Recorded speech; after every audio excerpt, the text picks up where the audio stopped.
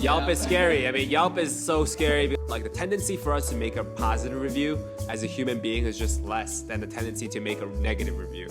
During COVID, we needed capital. If we don't have the capital, we can't open the next location. If we don't open it, then none of the other locations will open because it's like a chain reaction. My partner ended up selling our house. Test. All right. Today we have a very special guest, Dany in the house. Dany and I met in XPod. Project. 3 years ago? No, 3 years now? Two years ago.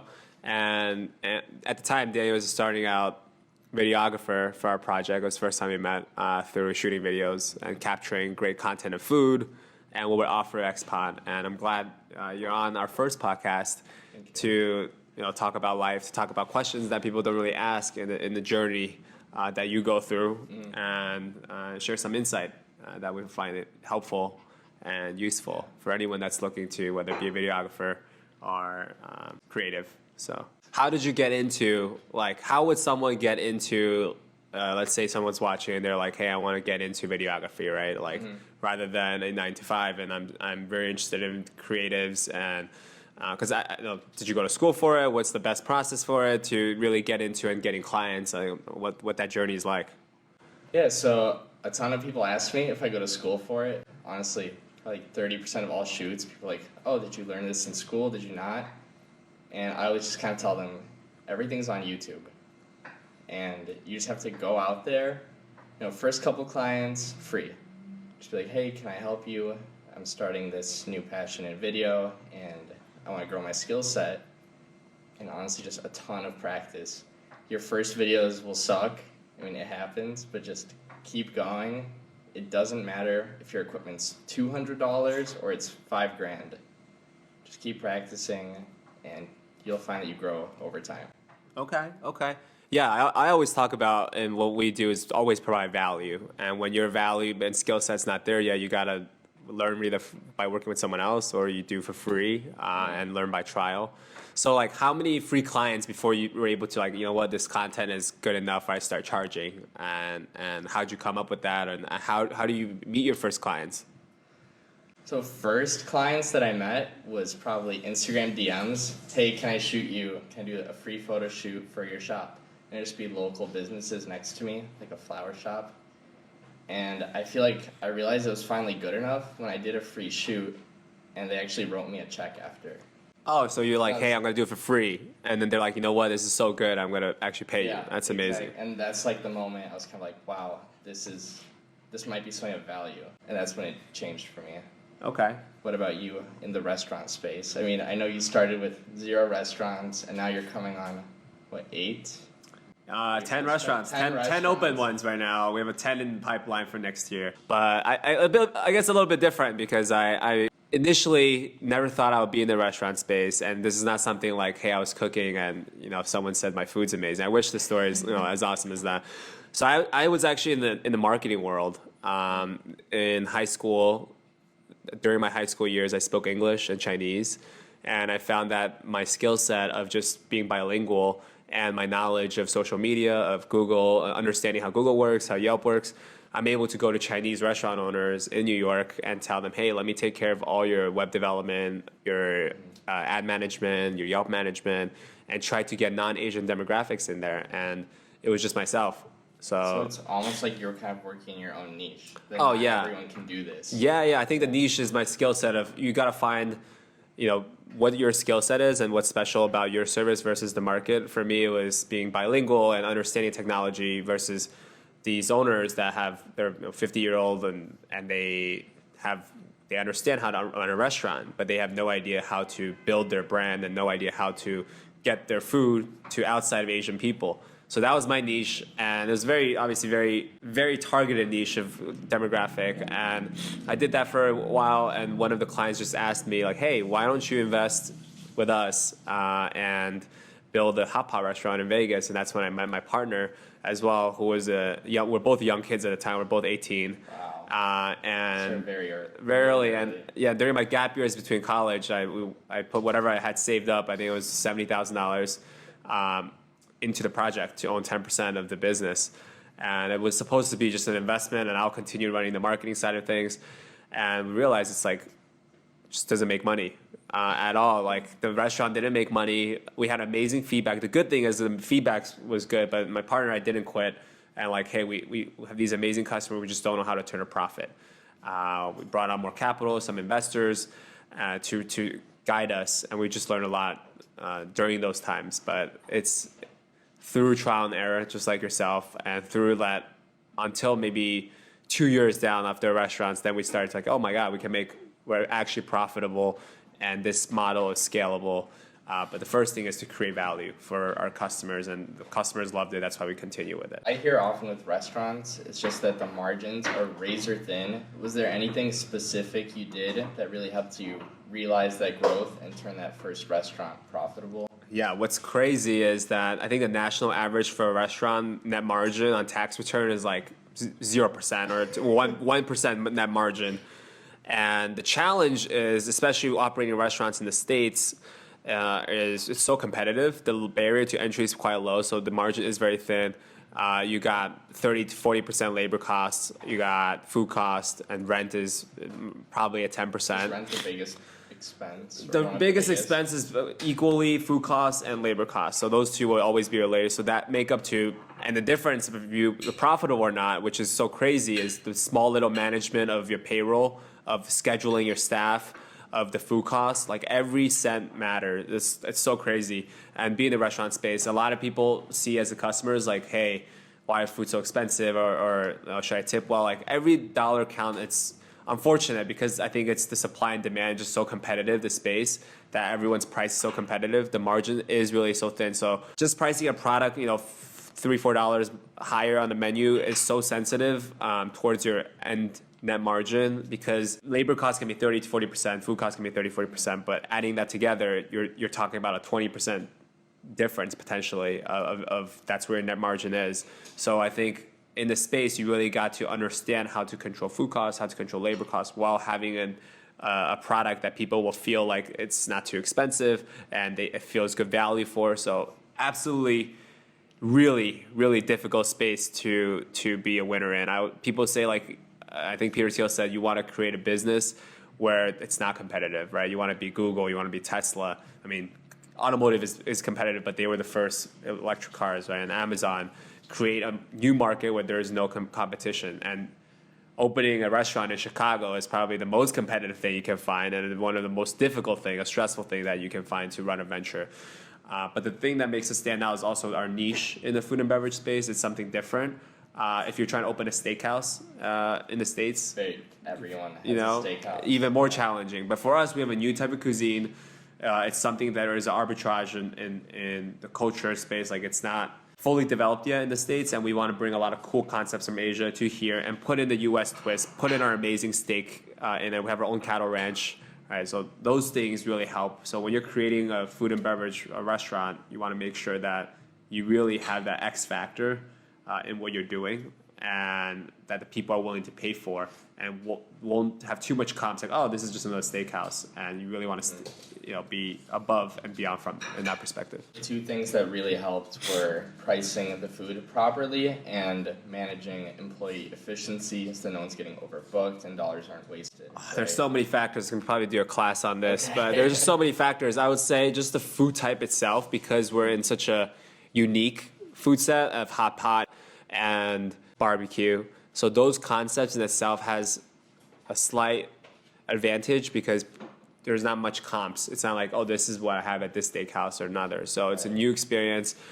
Second thing is when you get to a size of, let's say, 5 to 10 restaurants, we're starting to see that you have better vendor relations. Just like any business, that when you scale to enough size, you can have some vertical integration. So we're starting to buy our own warehouses to store our food costs. We have our own cattle ranch to improve the quality of our Wagyu, to make sure that that part is streamlined and there's more margin on that end as well, and more consistency in the supply rather than choosing from different vendors.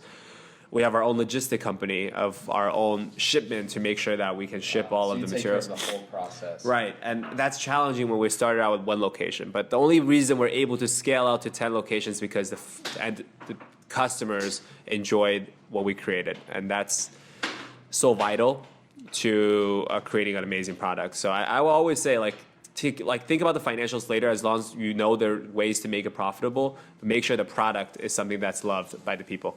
Let's talk about what are, people like to hear the success stories and stuff. I want to hear like what are some like crazy, challenging things that you've gone through in the past 2-3 years that you've been doing this. What were like the worst parts and what were the best parts, and which have you learned more from? I think the best parts is building client relationships, because once you kind of get your foot in and you really get to know someone, you almost become the video guy for that person. They know what to expect repeatedly, the quality, the quantity, and it's kind of hard to replace someone like that. Also, a lot of, service or gig workers are known to be flaky. Sometimes they'll say, "Oh, I'll be there," and they don't show up. So once you kind of establish that personal connection with your client, and they know you're reliable, it's kind of like you'll be the go-to person for that. How many clients do you have now? Right. Last year, I think probably serviced 50 clients. But, not all of them That's are pretty repeat. wild. Yeah. Sometimes it's one-off projects, random things here. And they're now reaching out to you. It went from like you're reaching out, DMing people, to now they're reaching out to you.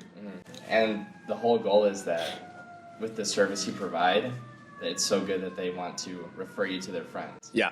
I think referral business is the best. It showcases the product and value of your product and your service, and then it's the cheapest acquisition, and the best type of clients come from referrals, for sure. Very cool, very cool. What's the most challenging thing in these 2 years as you're scaling? And by the way, it's amazing from zero revenue, right? You're just doing free stuff, learning how to shoot videos of your interest, to making hundreds of thousands of dollars and making it a career as you build out. So I respect that. And I think people always look at, big business developer and interviews, and I think it was really nice to be able to look at what 99% of us can do and achieve and make a career out of it, and something that you enjoy. Let's talk about the challenges, sides of things that people don't see, but it's truly challenging, or some of the worst moments that you've had. If you're willing to work for it and maybe trade your time for no money, then you can make it work out. Like when I started, I went into debt for a $600 basic camera that pretty much had 2 simple functions, and that's where I started at. But I think one of the most challenging times is, honestly, right now. I'm not the most passionate about filmmaking, but I do care about growing a company. That's ultimately what I want to do. So now it's kind of like that I've developed all these relationships with clients. It's like, how do I let them know that, hey, I'm kind of going to be stepping away from the actual filming role. Right. And you'll have to deal with other really talented videographers that I work with. Yeah, I think that's a completely different business, and I would say, I don't want to make a video about it, like the same with the ad agencies. Like, how do you go from being a great freelancer into a management company and an agency, where it's your day-to-day work is no longer just about the creatives. It is still, because you have to make sure your staff is creating that, right? Your contractors are doing that, but at the same time, managing the expectations and managing your staff. You're talking about dealing with people versus just being creative. So the more people you deal with, I think the income level potential is higher, but at the same time, you're completely will go through like a different set of challenges. Yeah, and it's in some ways more difficult. It's kind of hard to let go of that control. It's like, I care about my clients since we have that relationship, but what if someone that's shooting the video doesn't care as much as I do? I still want them to have a great experience. Yeah. And if they don't, ultimately that kind of ends up on you. So you always have to be vetting the work, the people who are working with you, the talent. It's really important. Yeah, that's a challenge to create that. And I think successful video agencies or creative agencies is you have a leader that can balance making sure the clients is fulfilled, making sure the team's growing, making sure you have a sales team. And it's challenging. It's a difference between being a videographer to being a CEO, of dealing with all of those things and staffing. So absolutely, I can see those concerns. But what are some stories of your 50 clients in the time that, like, what do you love about, like, what are your clients that you like to work with, and what are the most pet peeves when you're working with videography clients, so that the world would know, like, when they're dealing with a videographer, like, what are the pet peeves and what are the things that you love when like, for clients wise? Yeah, I think biggest pet peeves, I think everyone in the creative industry kind of faces this, but hey, we need this ASAP. Yeah. Can we get it done tonight? That's me. But we love you. We love you. So Right. I don't mind. But I think that's one of the biggest things. And then I think another kind of unspoken issue is budgeting. Yeah. Because someone will say, hey, well, we want to shoot this video for $200. Yeah. You know, here you show up with, maybe you have a studio that you're paying $2,000-3,000 a month for. Yeah. Maybe you have a camera that's $5,000. Yeah. Insurance. Yeah. All the products you're using. Yeah. And sometimes people don't always get that. Yeah. And they think, oh, well, it's just a video. You know, we just want to shoot this product real quick. Yeah. But they don't know everything that's gone on in the back end and all the time it's taken to get to where you are. Yeah. So what's the best way what are some tips that you've learned throughout, 2 years, 3 years of building this, like to set the expectation with the client? Like, what's the best way to negotiate those? Yeah, I think once you have a decently stable income, you can pay rent if you have to, pay for your house, pay for food, then you need to start setting boundaries. Gotcha. So in the beginning, and I totally agree with that, you basically say, hey, I'll do it for any rate until to the point you're working 15 hours. Like, how many hours do you work, on a weekly? It depends actual work, right? It depends. Average it out. This week's been nonstop, maybe 60 hours. Gotcha. And we're talking about, when you say 60 hours, this is not like you're working at your 9-to-5 job and saying I'm at the office for X amount of hours, right? And working actually only 3 hours a day. You're talking about like real at the computer editing or staffing or going to shoots. So 60 hours work week, like work hours, yeah. billable hours. Yeah, and I'm sure you can actually relate with the ad agency because some clients, every client has different needs, and when you're servicing 10 plus clients a week, someone might say, hey, we need this, we're missing this, can you help us with this? And it's 2 a.m., 3 a.m., 4 a.m., 7 in the morning, yeah. All times around the clock. Yeah. And you, of course, want to provide the best service you can. Yeah. So is this when you started, did you expect that, hey, when you started and decided, hey, I'm going to do this full time because you started to see value and people like what you created, did you expect, this is your expectation, or you're just like, damn, this is now something that I have to deal with and choose, Honestly, when I started, my expectation was nothing. Yeah. I have old Instagram DMs of people that I used to look up to, and it's messages from me saying, hey, I would really love if I got $100 for this project. Yeah. And anything above that at the time was like, oh my God, this is something you could actually do. Yeah. And over time, you kind of get used to it. You want more and more and more, and you level up your skills, your equipment. Absolutely. What about in the restaurant industry? I guess when you started off, you didn't have as many investors, I'm assuming. Sure. Versus the people you have credibility with today. Yeah. So how did you kind of work around with that? Oh my God. There's some dark stories, some funny stories about working with partners, and I think people are the toughest and scalable parts. Relationships are the hardest to manage in the restaurant space. And investors is part of that. A lot of people think it's just finding the right team, but once you have investors involved, the right investor and the wrong investor can make or break you. Expectations too. Expectations right? too, absolutely. Taking capital from unsophisticated investors, or taking capital from sophisticated investors that can provide resources, have been completely. You can see heaven and hell based on that. I mean, we've had, let's say, bad investors that just have no understanding of the restaurant industry, no understanding of what the margins can't provide any assistance and feedback, rather just complain like, oh, you guys must be doing something wrong to have all these people eating at your restaurant and have no monthly profit, right? So how do you start to manage their expectations if they don't know how the business operates? Thankfully, we were able to turn to profit, but at the end of the day, we want to, and fortunately, we're able to say, hey, let's terminate our relationship as an investor, we buy you out, and move forward. But during the days that we weren't sure if we were going to generate profit, and that's in those situations, a lot of restaurants will deal with, and people don't talk about it. But I would say, I think 50 or 60% of restaurants fail within the first 5 years, and that's just the churn rate, which is crazy. I think more people should talk about it. when you find investors, you need to make sure those investors have the expectation, because at one point you're trying to pitch the investor. So, because the investor's point, like I'm placing money to you rather than the stock market or another project, I want to make return. But when you're investing in a restaurant, there's a certain level of risk. And it's hard as an operator to go in and be like, especially in the beginning, like, oh yeah, but there's risk, right? Maybe it won't do well, because you have all this passion and saying that this will do well.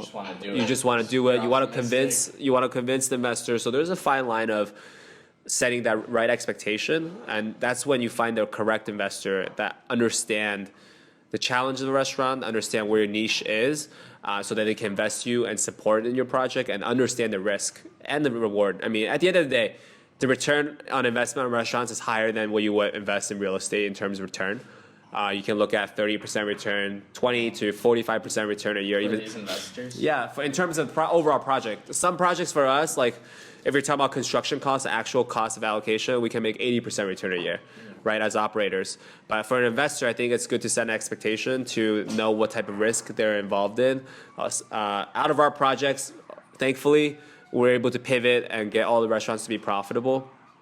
But that took time. It's an amazing achievement. It's very rare, because there's a study that the first 13 or so Starbucks, 10 plus Starbucks weren't profitable until they built enough brand for people to like, oh, there's brand value, and I'm going to Starbucks because I've been to Starbucks and I know the consistency. So now that you've turned almost 10 restaurants now in the profitable areas, what's your secret for it? I mean, I think, and talking about investors, like now we're able to set boundaries of expectations to investors, because I can tell you, hey, these are our record. I can't promise the future, but you can see the record. And here's our risk management abilities, right? If the sale's not good, this is our strategy. If the concept's not good, we pivot.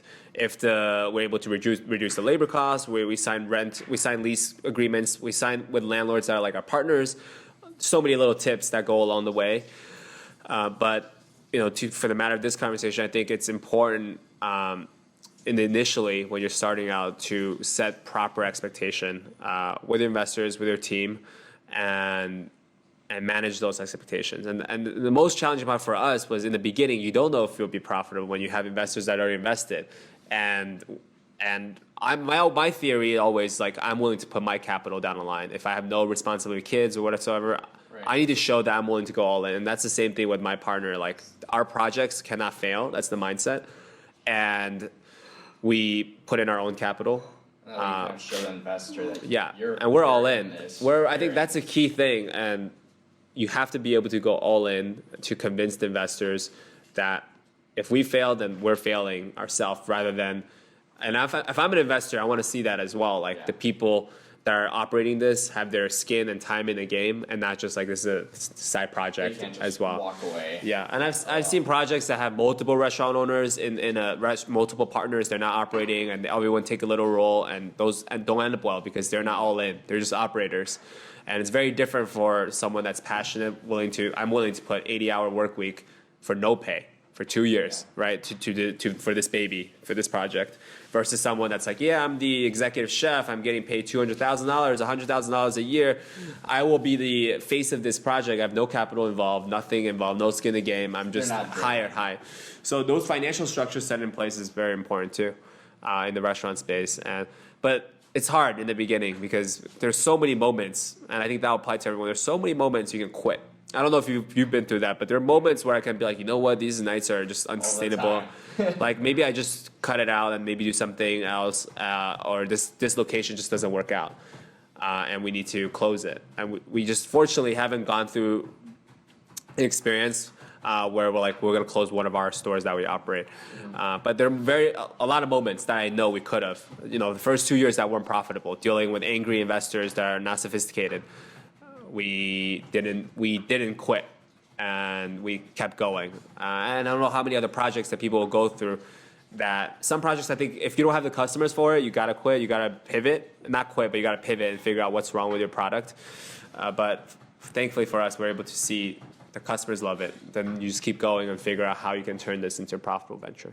Yeah. To anyone that's looking to start a restaurant or become a restaurateur, since you have this track record, is there any kind of framework or any big 3 things you have for your track record of success that maybe they could look towards? Yeah, if for anyone that's looking into starting a venture in general, I would really understand what the market is and understand the competition. A lot of people don't understand the competition. They just come in with this idea, and it's called the J-curve valley of death. The J-curve valley of death. Valley of death, where you're so passionate about, let's say it's the food and beverage space. Like you're an amazing chef, you have amazing concept, and you're just like, everyone says, I love it. This food is amazing. And you go in, your expectation is, and this could be chef, that could be opening a gym, it could be anything, any business you're starting because you think this is a great product.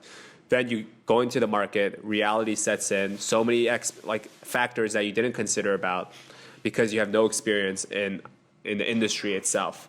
I would recommend by learning about the industry, whether it's through mentorship, whether it's through working in even free work, right? Free work, shadowing, and just learning about that. Like if I was a videographer, like I want to learn, I will do the grunt work of some other video agency for free. I'll be like, hey, let me come in, let me do whatever my skill set is right now, whether that's Google Docs or setting presentations, anything.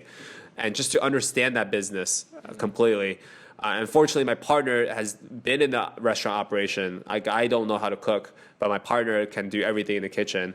And my other partners can run the entire front of house, has been the server, has done all of that, has been the host. So they have the experience and they understand what that is. The only part we didn't know is how the financials and management of a company is, and that's something that we've unfortunately had to take time to learn ourselves. Did you have any big drawbacks with that? Oh yeah. I mean, during COVID, just say like, we need a capital. If we don't have the capital, we can't open the next location. If we don't open it, then none of the other locations will open because it's like a chain reaction.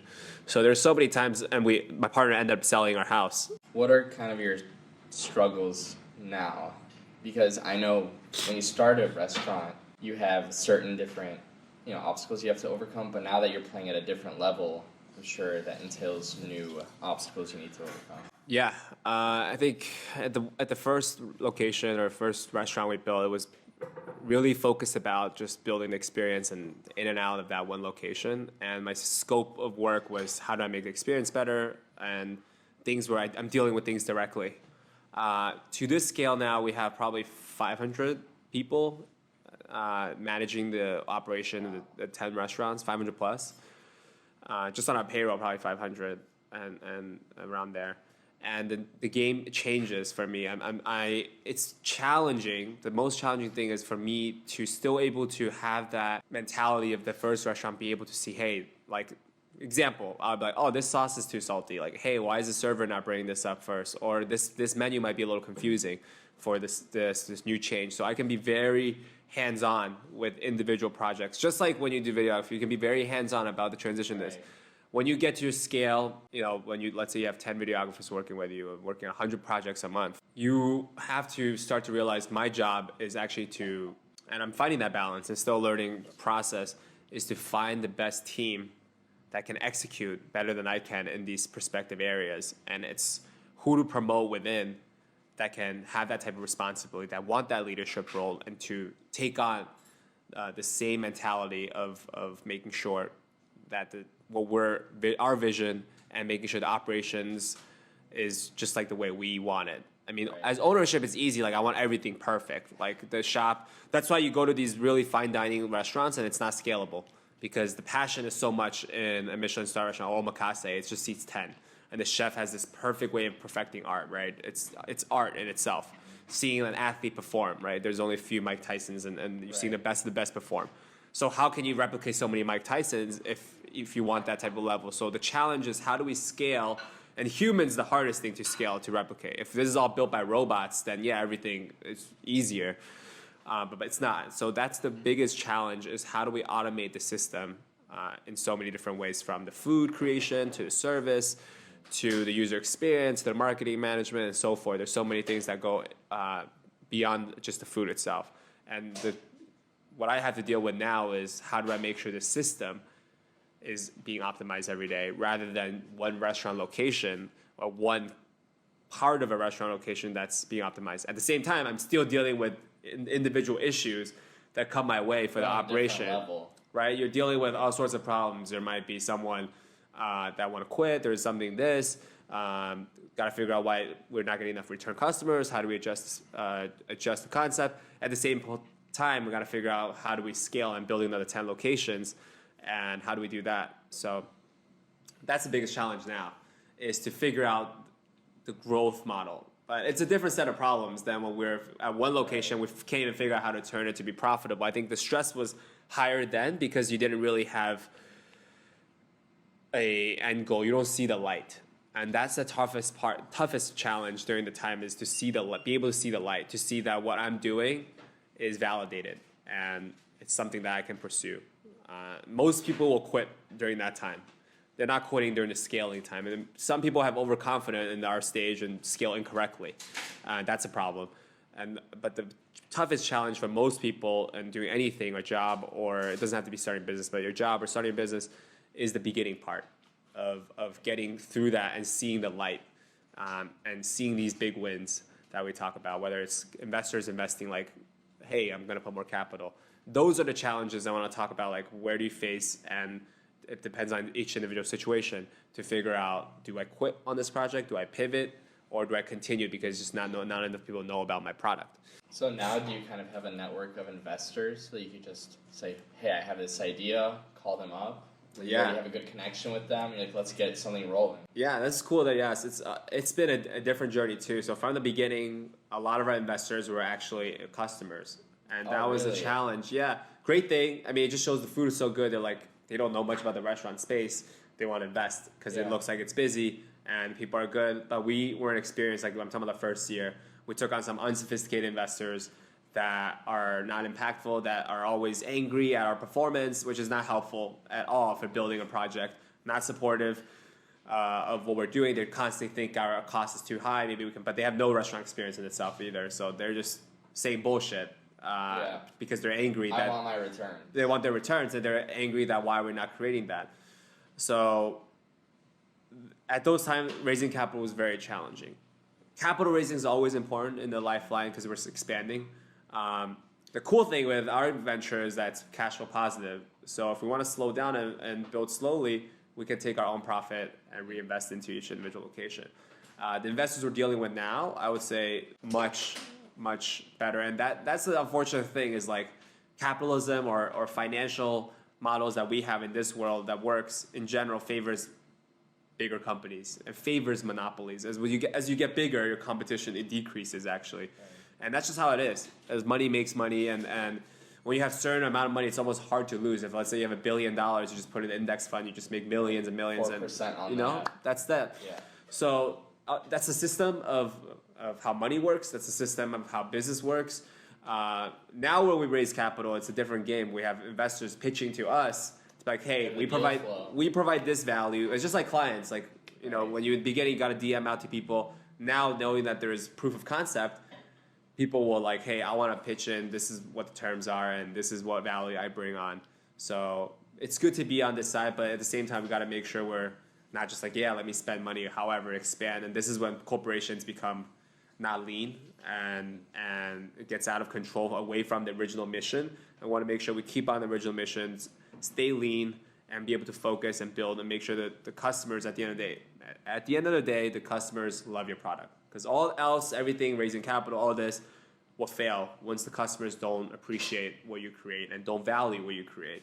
So that's, I guess, my number one KPI that we need to ensure on our monthly meetings or weekly meetings is the customer satisfaction.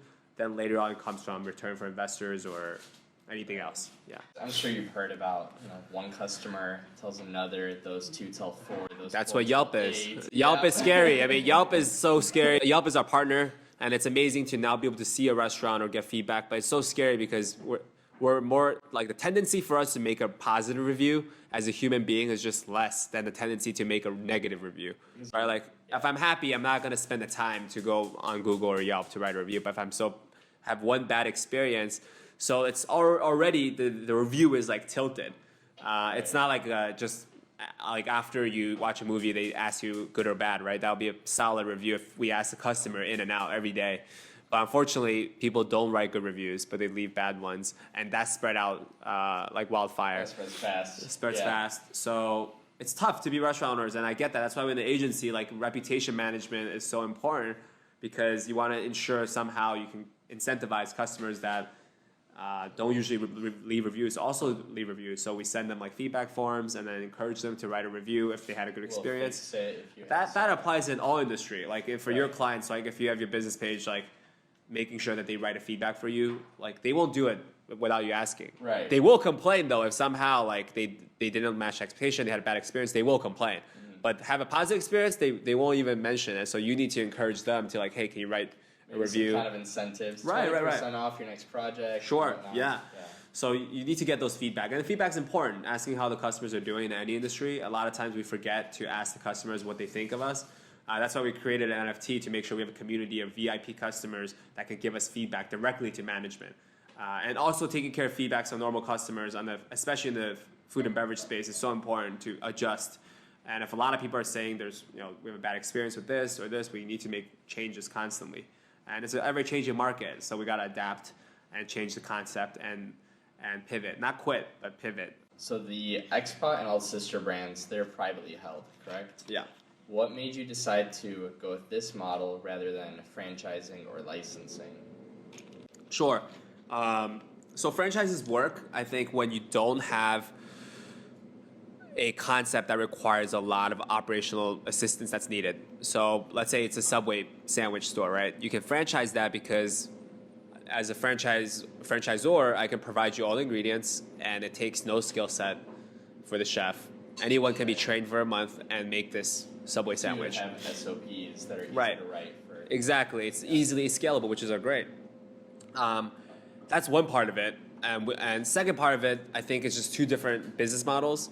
Franchise owners don't care about the profit margin of franchisee. I mean, they do in order for more franchisees to come up, but it's more of a shorter term play. A lot of these franchises, like, hey, they scale too quickly. It allows you to scale very quickly. It's like different models of going public, right? You can go SPAC or you can go IPO directly. When you go franchise, you can scale quickly because franchisees have capital and they will build more locations, and you're not overseeing the project with so much control. What we want is like what Sweetgreen did or what Chipotle does. Like, you don't really have franchising. We have joint ventures and local investors that are part of different locations. But we need an oversight to see exactly how things are prepared to make sure that the experience is exquisite, is up to our standard. And it's hard to do that when you expand so quickly with a franchising model. And because we're confident in the bottom line, in the profitability of these businesses. So we're not McDonald's to be like, hey, franchisees, like, I don't want to take on any risk. You guys lease out my land and do all that. So depends on your concept. Whether the franchise model works for you guys or it's corporate owns better. I think Shake Shack and all that are, some of them are franchise model and some of them are corporate, and they're winners in both. It just depends on what you're trying, what type of model, what type of restaurant concept you have, and how quickly you want to scale. And is quality control a huge thing? And I guess also price points is a big thing. Like, that's why a lot of steakhouses or fine dining establishments like don't have a franchise model. It's all ownership, like Tao Group, right? Because the experience is so unique that it's hard to replicate just by having a different owner run it. Yeah. So you would agree that having a privately held restaurant group or chain would help you create a better dining experience for customers? Yeah, I would say the less scalable it is, like the easier to replicate as a franchise model. For fast food, it's different because people are not expecting that type of service or experience. Right. But for full service restaurants that offer that experience, you rarely see franchises unless it's fast casual. You don't really see franchising in that sense because you need the operation to make sure that the experience is very unique and up to par. So when you go out with your girlfriend and you look for a place to eat, do you stay away from franchises? Oh, I mean, I don't. I eat Sweetgreen, I eat Chipotle, I eat McDonald's. For me, food, I appreciate. Like, I'm big on health, but sometimes you just gotta live life. You enjoy some food. It's a balance. Nice cheeseburger. Sure, yeah. And all types of food. It's just different. So I'm not someone like, hey, I only do fine dining. Sometimes I'm in for Chipotle. Like, I grew up eating Chipotle. I love it. I eat Chipotle. Yeah, all the time. it gets you full. Too much quick. sodium. Too much sodium. That's true. To show that we're not sponsored by Chipotle. Yeah. But, too much sodium and stuff, but it's great once in a while, and that's kind of my mindset on food. And it brings out like what marginal utility it brings you. Some people don't like going to restaurants, like it takes too long or experience. Some people love it. Times where it's like 2 hours. Like, Yeah. I just want this to end. Please bring the check. Yeah, so it depends on the experience that you want to have, and you should be able to have a variety. It's like different movie types. Sometimes you're in for rom-com. Sometimes you want a really cinematic movie of Avatar. So Right. food is similar. It's a different experience that people can have, and you should appreciate fast food and healthy fast food, and also fine dining experiences. Two different things. Yeah. So as someone who's working 80 hours, 60-hour work week, how does that affect your balance of life, your relationships, and how do you get your significant other to support you on that? Yeah, so right now it's really hard because I travel so much for work here and there, and that's kind of also part of the reason why now I'm looking to become more scalable. It's really tough to keep filming these videos in one location and another location, and eventually at some point I will want to stop filming because that's not necessarily what I'm 100% passionate about. Yeah. But And passion changes. I think in the beginning it's like, hey, this is the process, and then you want to run it. Yeah. First it was a ton of fun, and it was something that I was pretty naturally good at. Yeah. I got better at. Yeah. But that's kind of changed now, and I want to move to something where I feel like I can make bigger impact in my clients' lives. Yeah. Not necessarily just they end up with a singular video that they might not even know what to do with or how to use it effectively to drive growth. How does your significant other play in the role of your entrepreneurship and building your career and this, like, is she supportive? How does that work?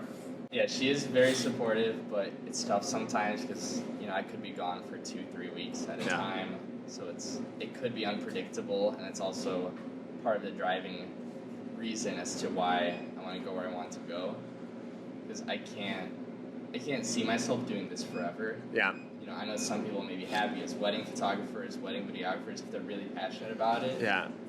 But I feel like there's more places I want to go. Yeah. And explore new things. Yeah. So you gotta basically adjust and scale in order to get there, right? So exactly. I feel you. I can't see myself being the main head of operator to make sure everything's going through, waking up 2 a.m., your whole life. Like, that's not something that I can do. So I feel you. Got to find that balance and find out where you can scale to and transition passion to something that's scalable. Because I think work-life balance is something that's not really talked about much in America, especially. But it's tough. It's tough out here to be able to be an entrepreneur, work on your own thing, generate a revenue, not because there's a big company paying you. It's very different because you are responsible for your own income. And to manage that work-life balance. I've been in for 10 years working with no vacation, like no real vacation of, I talk about this, like to really have no one bothering you, be like, I am at vacation. Don't freaking reach out to me about work. But I just can't do that because that's my responsibility right now. And the people don't wait. There's no holidays in hospitality. There's no, And sometimes, like, when you're even taking a break, just in the back of your mind, what about this? Yeah. What about this? What's happening with this? Yeah, people don't talk about it. It's hard to fully disconnect Yeah. from what's pretty much almost your life's project. Yeah, I think the biggest difference of 9 to 5 of working for a big corporation where you work during those days or office hours, then by the end, you don't. But I think even at a 9 to 5, you work for a big company, when you get to enough of a leadership position, it will affect you. And I think that's a trade-off that it's not mentioned when we're growing up as younger. Like, that image is just like, hey, once you get there, you make money, you do well, and that's what it is. But we have to understand that it comes with the sacrifice with this capital that you're trying to make, or a certain amount of dollars, of things that you just have to deal with. And if you have to make that conscious choice, I don't think it's again, you have to enjoy the process. Because I think I think you can, at a point, maybe make 100K to 200K working at a job, and after that job, you can have vacation for a week. Like, that's the type of job you can make. Take time off and not really have to deal with it. But past that, you want to make from your value of X amount of dollars, maybe 200K plus. I think most of the time, 99% of the time, you're taking the sacrifice of being able to have to be on call all the time. Whether it's on phone calls, deal with issues, working on weekends, or on vacations, you have to take on some calls. That's just a luxury that you cannot afford to have until the point where your money is making you money. But if you're trading your time to make money, to build projects, raise capital, you will always have that sense of responsibility. And that really takes away from living life. And sometimes we don't even know what is like living life like a kid anymore, where you go to school, then you're done with school, and then you're like, I finished my homework. Play some video games. And you're truly to be stress-free, right? And that's something that I am envious of. It's something that I cannot do. Even if I say right now, because I cannot be like, to my partner, I'm done with the project. I don't feel like doing it. Because it's not even a money thing. It's not a money thing. It's my responsibility, my commitment to the investors, to build, to get it to a certain point where it's big enough where my impact in the company is insignificant. Like, it's so crazy in the beginning, like, when people are thinking small in my mind, it's like, oh, I don't want people to steal my skill set. Like, what I have is special, so I want myself to be irreplaceable in the company, right? Like, you have some value, because you want to be having a value for your clients to be irreplaceable in certain ways. But when you get to a certain point, when this company has proved to be successful, I'm hoping, and maybe I'm a little too young for that, but I'm hoping that there's a point like people are more talented than myself, can take on the journey and show me stuff and build alongside, and I think we'll get there. But we need to figure out the balance for entrepreneurs or freelancers or your own gig economy to really find that balance of healthy mindset, because it is tough with no break, you know. I sometimes feel like in the process of growing that when someone's working for you or with you, it could be a good thing that they become better than you, because it's like you've taught them maybe everything you know. They assume that position, and you can move up to focus on more important things while leveling up yourself. As long as they stay with you. Like, you want to make sure your company is worth enough, you're giving them a piece of the pie. Financial structure is always, there's a lot to talk about in setting up the right incentive for your team, for your staff, for your employees, to make sure that the pros of them staying and feeling that they can grow with you is greater than, I'm just going to do this myself. Like, the difference between a chef coming like, you know what, I can make my own hot pot restaurant, is like there's so many other components of what we provide as a group that it's almost very, very unlikely for someone to be like, I can just create one myself because I know every part, but at the same time, they want to have ownership role to understand and run every part. So there's a balance there as well on figuring out how to scale without losing team members and that they feel that they have growth in your team. And that's a whole study in itself. Yeah. And I feel like there's a big learning curve, because let's say you were that chef and you're very passionate and you wanted to start your own business. What happens when you're 40 years old, you have a family, you have kids, and it's kind of hard to take that leap because you don't necessarily even know where to start. Yeah. And that's a real thing, and I don't want to be out of reality sometimes because of my age and all that. But I think that's a real challenge. But what I can say is, like, that's why you got to make these potential failures, and take a risk at a younger age, like before you have kids. But fiscal responsibility is a real thing when you have family, when you have people to take care of. And that's something that you have to figure out. But it's a blessing that we get to be alive and get to chase our dreams with not much holding us back. I don't have child support to pay or kids to take care of, because then you even have another level of stress. Like, I can't fail, and I also have to make money. But these things will cloud what's the best thing for you to do for the businesses, right? It might be holding you back. So I say start. For the viewers that are watching, if you can start young without the responsibilities, run it. But there's no age. Also, like, there are people that, as long as the family dynamic is like supportive of what they do, like, there's no age that to stop you. Just plan ahead, maybe. Yeah. But you got to get to a level of point where you can feed the family. It's got to be sustainable before you can take on some risk. So that takes on the partnership of the couple or friends. Like, you got to raise capital and make sure that you have that safety net as you build out the ventures. Yeah. But I'm wondering, what about you? With all the different restaurants and locations, how does that affect your relationship? Because do you guys travel around together to work on the different restaurants? How does that work? I'll say in the beginning, a lot of people won't understand our lifestyle. And on the outside, it's very glamorous sometimes because it's like we get to travel. And I'm not gonna lie, like now that I'm at a stage point of life, I probably make like enough to travel and do all the fun things. But people won't understand that, like, to me, the lifestyle that we have, like 90% of it is to focus on the work and to have your significant other understand that that's part of my life that I have to go through is very challenging. It's a process you have to communicate like anything else. Every relationship's different. But for me, we've been together for 5 years, so she at least saw that when I was making, you know, $4,000 or $5,000 a month or $10,000 a month.